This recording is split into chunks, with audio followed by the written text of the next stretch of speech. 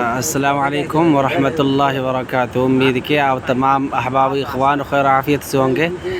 اس پہاڑ کو جبل نور کہا جاتا ہے، جہاں غار حرا ہے۔ اسی پہاڑ کی چوٹی پر ایک غار واقع ہے اور تقریباً 14-15 میٹر کی لمبی ہے، جس میں ایک آدمی داخل ہونے کے برابر جگہ ہے کہتے ہیں لوگ۔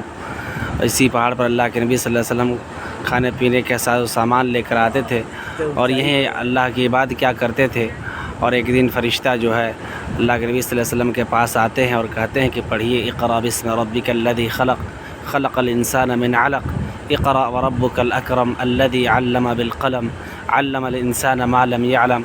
کل 5 آیتیں نازل ہوتی ہیں اور اللہ کے نبی صلی اللہ علیہ وسلم نبی بن جاتے ہیں، نبی اور رسول ہو جاتے ہیں۔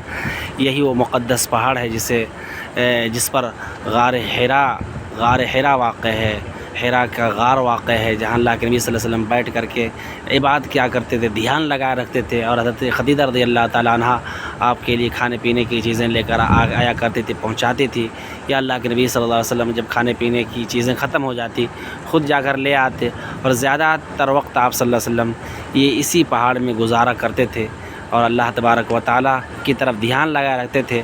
اور پھر اسی پہاڑ میں اللہ کے نبی صلی اللہ علیہ وسلم نبی بنے اور قرآنی آیات کی ابتدا یہیں سے ہوئی۔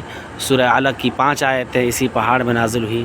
اللہ تبارک و تعالی ہم سب کو قرآنی احکامات پر عمل کرنے کی توفیق عطا فرمائے، اور حضرت پیغمبر محمد مصطفیٰ صلی اللہ علیہ وسلم کو اپنا حقیقی آئیڈیل نمونہ بنانے کی توفیق عطا فرمائے، آپ کے لاہ عمل کے مطابق، آپ کی بتائے ہوئے طریقے کے مطابق زندگی گزارنے کی توفیق عطا فرمائے۔ آمین۔ والسلام علیکم ورحمۃ اللہ وبرکاتہ۔